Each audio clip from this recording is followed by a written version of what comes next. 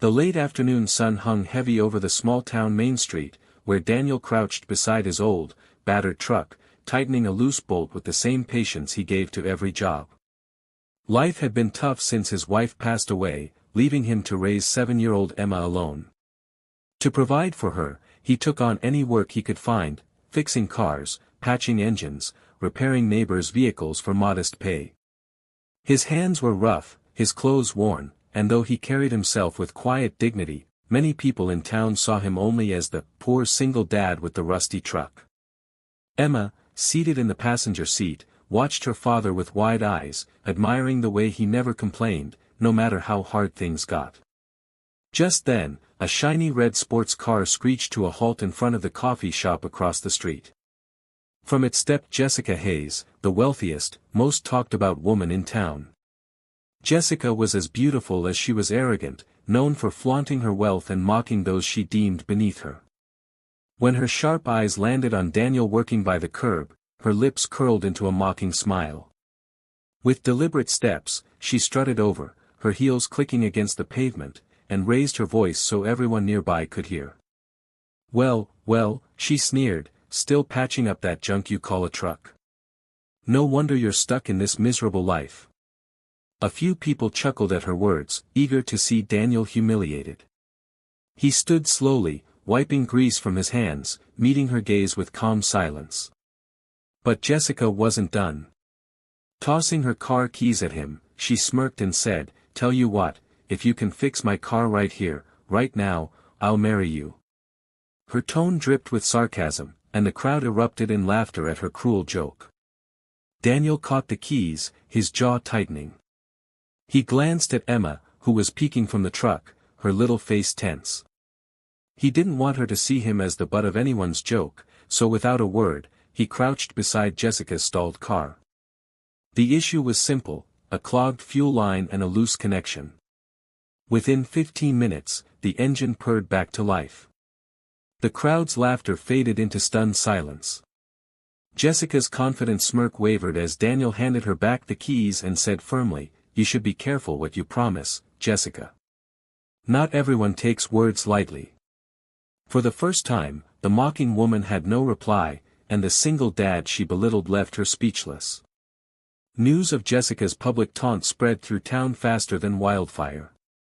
By evening, nearly everyone had heard the story, how the wealthiest woman in town mocked Daniel, the struggling single dad, and how he calmly fixed her expensive sports car in front of everyone. Some laughed, treating it as a bit of drama for their amusement, while others whispered that maybe Jessica should keep her word. For Daniel, however, it was just another day of holding his head high in the face of mockery. At home, little Emma tugged at his sleeve and asked with childlike innocence, "Daddy, does that mean she'll marry you now?" Daniel chuckled softly, kneeling to look her in the eyes. "No, sweetheart. Some people say things they don't mean. What matters is that you always stay true to yourself, no matter what they say." His words were firm, but inside, he hated how often his daughter had to watch him endure other people's cruelty. Jessica, meanwhile, was furious. She hadn't expected Daniel to actually fix her car, let alone embarrass her in front of a crowd. Now people wouldn't stop teasing her about her so-called proposal. Determined to prove she was still above him, she stormed into his yard a few days later, where he was bent over repairing an old van for a neighbor. Her voice was sharp and cold. "Do you think this is funny? You've made me the laughingstock of this town." Daniel looked up calmly, wiping his hands on a rag. "You did that to yourself, Jessica. I didn't make you promise anything." His calm tone unsettled her. She wasn't used to anyone, especially someone she mocked, speaking back to her with such quiet strength. Still, she refused to let him have the last word. Crossing her arms, she smirked. "Fine. If you think you're so skilled, prove it. Enter the annual auto challenge next week. Win against real mechanics, and maybe people will respect you. Lose, and you'll finally learn your place." Daniel froze, weighing her words. The auto challenge was no joke, it was the town's biggest competition, where seasoned mechanics fought for a cash prize and bragging rights. Winning could change his reputation, and give Emma a future he dreamed of. Slowly, with Emma's hopeful eyes watching from the doorway, Daniel nodded. "I'll enter." Jessica smirked, confident she had cornered him, but something deep inside her stirred with unease. For the first time, she sensed that this single dad might be more than she ever imagined. The day of the auto challenge arrived with the entire town buzzing with excitement. The annual event was held in the wide fairground lot, where rows of cars, tools, and eager spectators filled the space. For years, the competition had been dominated by professional mechanics with advanced equipment and sponsors backing them. Daniel arrived quietly with Emma by his side, holding his worn toolbox, the same one he had used for years to keep their lives afloat.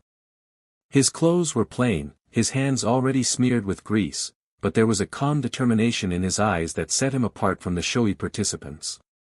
Emma squeezed his hand tightly, whispering, "You can do this, Daddy." Jessica was already there, seated in the front row, dressed impeccably as if attending a fashion show rather than a mechanics competition. She wore her usual smug smile, convinced Daniel was about to embarrass himself in front of the whole town. Yet as the contest began, her confidence began to crack. Round after round, Daniel stunned everyone. Where other mechanics relied on expensive gadgets, Daniel used resourcefulness and skill honed through years of necessity. When faced with an overheated engine, he cooled it with nothing but water and a rag, finishing faster than anyone else. When a timing belt challenge left others fumbling, his steady hands moved with practiced ease, completing the task in record time. The crowd, who once mocked him, now cheered him on. Even the announcer couldn't hide his amazement at the single dad who worked with such focus and grit. Emma clapped and shouted encouragement from the sidelines, her little face glowing with pride. By the final round, only Daniel and the reigning champion remained. The challenge: disassemble and reassemble a full engine under a strict time limit. Sweat dripped down Daniel's forehead, but he didn't falter. His hands flew over the pieces, every movement precise and sure. Years of working late nights in his small garage, repairing broken cars just to keep food on the table, had trained him for this moment. When the final bolt clicked into place, the clock struck with seconds left. The judges inspected carefully and then raised their hands. Daniel had won. The crowd erupted in thunderous applause. Emma ran into his arms, hugging him tightly, tears of joy in her eyes. From the front row, Jessica sat frozen, her smirk long gone. She had expected him to fail, but instead, she had watched him rise, shocking not just her, but the entire town. In the days after the auto challenge, Daniel's life began to change in ways he had never imagined. Winning the competition not only brought him the prize money but also something far greater, the respect of the town. Neighbors who once dismissed him as the poor single dad with the rusty truck now approached him with admiration, some even asking for his help with their cars. For the first time in years, Daniel felt like he stood on equal ground with the very people who used to look down on him. Emma walked beside him with her head held high, proudly introducing him to her friends as "my daddy, the champion." Jessica, however, found herself struggling with emotions she didn't fully understand. Everywhere she went, people teased her about the promise she had made to Daniel, reminding her that he had fulfilled her challenge with dignity and skill. At first, she tried to laugh it off, but the memory of Daniel standing tall, sweat-soaked and victorious, replayed in her mind again and again. She couldn't deny the truth anymore. Beneath his humble clothes and quiet demeanor, he had shown more strength and character than any wealthy man she had ever known. One evening, unable to silence the turmoil inside her, Jessica showed up at Daniel's modest home. Emma opened the door and greeted her cheerfully, already fond of the woman who had once mocked her father. Daniel appeared from the back, surprised but calm, as always. Jessica hesitated before speaking, her voice softer than he had ever heard it. "Daniel, I came to apologize.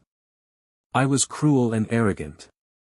You didn't just fix my car, you showed me that true worth isn't measured by money or pride.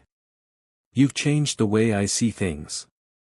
Daniel studied her carefully, then gave a small smile. "Jessica, I don't live to prove myself to anyone. I live for Emma, for the values I want her to learn. But I appreciate your honesty." She nodded, humbled, before asking, "Maybe we could start over, as friends?" Daniel agreed, and Emma giggled, running between them as if sealing the truce. From that day, the town no longer saw Daniel as a man to be mocked, but as someone who had stunned them all with dignity, skill, and heart. And for Jessica, the lesson was clear: sometimes the ones we look down on are the very people who rise high enough to change us forever.